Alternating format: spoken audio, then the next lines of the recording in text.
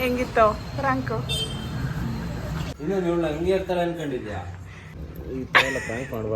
Hello, ಎಲ್ಲರಿಗೂ ನಮಸ್ತೆ.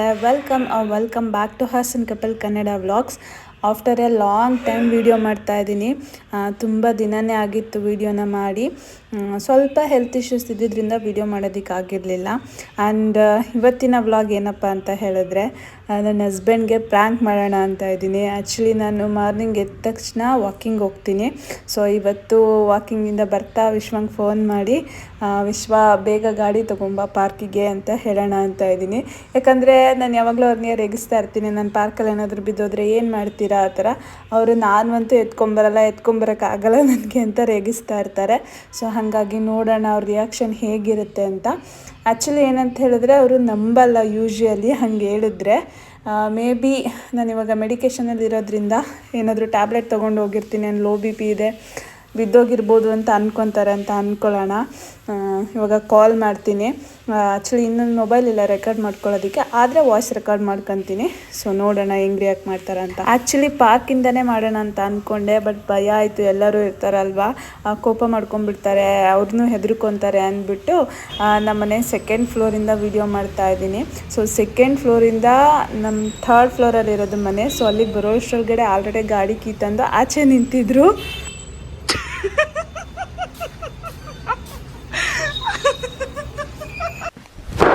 Emotional damage.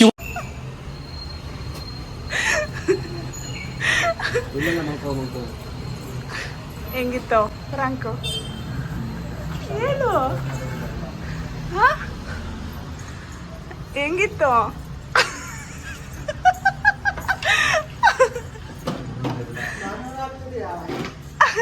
ಅವನನ್ನ ಯಾಕೆ ಎದುರಿಸಿದ್ರಿ? ಹೆಂಗಿತ್ತು? ಫೋನ್ ಮಾಡಿ ಒಂದೇ ಸೆಕೆಂಡ್ಗೆ ನೀನ್ ಹೇಳ್ತಿದ್ಯಲ್ಲ ಯಾವಾಗ್ಲೂ, ನೀನ್ ಏನಾದ್ರು ಬಿದ್ದೋದ್ರೆ ನಾನ್ ಬರಲ್ಲ ಎತ್ಕೊಳಕ್ಕೆ ಅಂತ. ಅದಕ್ಕೆ ನಾನು ಅದೇ ಅನ್ಕೊಂಡೆ, ಇವ್ರು ನಂಬಲ್ಲ, ಇವತ್ತು ಟ್ಯಾಬ್ಲೆಟ್ ತಗೊಂಡೋಗಿದ್ದೀನಲ್ಲ ಅದಕ್ಕೆ ನಂಬೋದು ಅಂತ.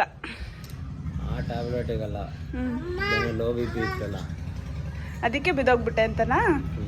ಹೆಂಗಿತ್ತು ಪ್ರಾಂಕ್? ಶೂಟ್ ಮಾಡಿ ಸಾಯಿಸ್ಬಿಡ್ತೀನಿ. ಇರಿಟೇಷನ್ ಕಣ್ರಿ, ಕಳ್ಸಿ ಆಚೆ. ಈ ತರ ಎಲ್ಲ ಪ್ರಾಂಕ್ ಮಾಡಬಾರ್ದು. ಆಯ್ತು ಬಿಡು, ಒಲಿ ಬಿಡು. ಸರಿ. ಏನು ಅನ್ನಿಸ್ತು ನಾನು ಕಾಲ್ ಮಾಡಿದಾಗ? ಏನು ಅನ್ಸುತ್ತೆ, ಗಾಬರಿ ಆಗುತ್ತೆ, ನಿಂಗೆ ಗೊತ್ತಾಗಲ್ವಾ? ಸೊ ಸಕ್ಸಸ್ಫುಲಿ ವಿಶ್ವ ಪ್ರ್ಯಾಂಕ್ ಆಗಿದ್ದಾರೆ.